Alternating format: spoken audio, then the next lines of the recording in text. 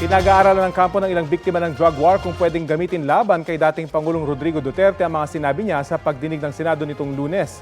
Ang House Quad Committee na nag-iimbestiga rin sa drug war muling hinimok ang dating Pangulo na humarap din sa kanilang pagdinig.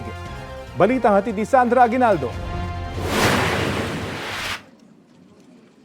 I can make the confession now if you want. Meron akong death squad, pero hindi yung mga pulis. Sila rin yung mga gangster. Ang sinabi ko, ganito, prangkahan tayo, encourage the criminals to fight. Encourage them to draw their guns. Ang mga pahayag na yan ni dating Pangulong Rodrigo Duterte sa pagdinig ng Senado, hindi raw pwedeng sabihing biro lang. Ayon kay Senate President Cheese Escudero, hindi na bago ang ilang sinabi ng dating Pangulo pero ang pinagkaiba ngayon, lahat ng binitiwan niyang salita ay under oath, pinanumpaan. At sinabi niyang yan ay totoo sa abot ng kanyang nalalaman na pwedeng magamit kung sakasakali pabor o laban sa kanya. I think he is proud of the things he did and said. Hindi niya ikinakahiya yung kanyang ginawa at mga sinabi. Maliwanag yun sa kanyang statement.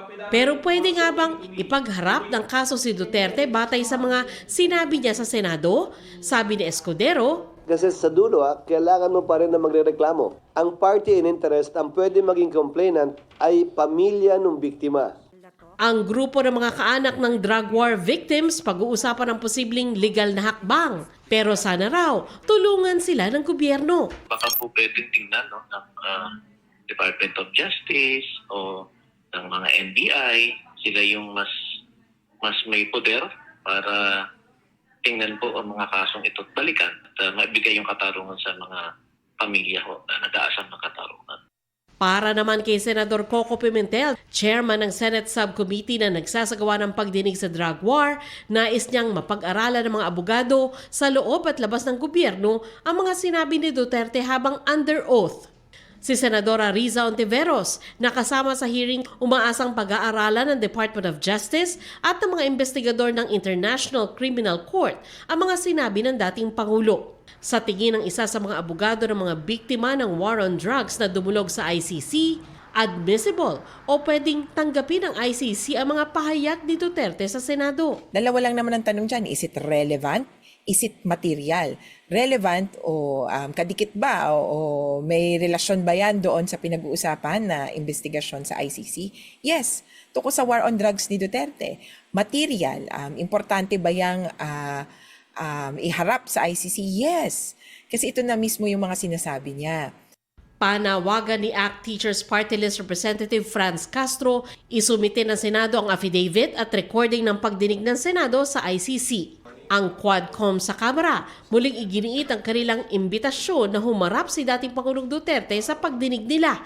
Nasa DOJ na raw ang bola para mag-imbestiga ukol sa mga pahayag niya sa Senado. These cases could include crimes against humanity as penalized under Republic Act number 9851, the Philippine Act on Crimes Against International Humanitarian Law, genocide, and other crimes against humanity.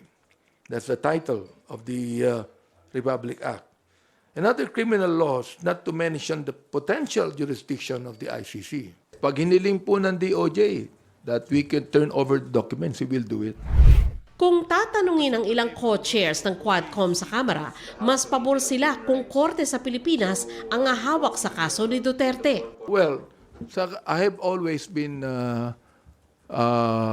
true to my statement since we started the EJK hearings that I'm not going to allow the ICC to get our documents for that. Parang mas maganda na domestically na lang siya ma-prosecute. Hindi ako pabor dyan sa ICC na ever since. Now, kung magpa-fail po ang DOJ on doing their job on this matter, then the more na ICC will take cognizance. So I think it's really up to the DOJ to do their work. Kinukunan namin ng pahayag ang DOJ ukol dito. Sandra Aguinaldo, nagbabalita para sa GMA Integrated News.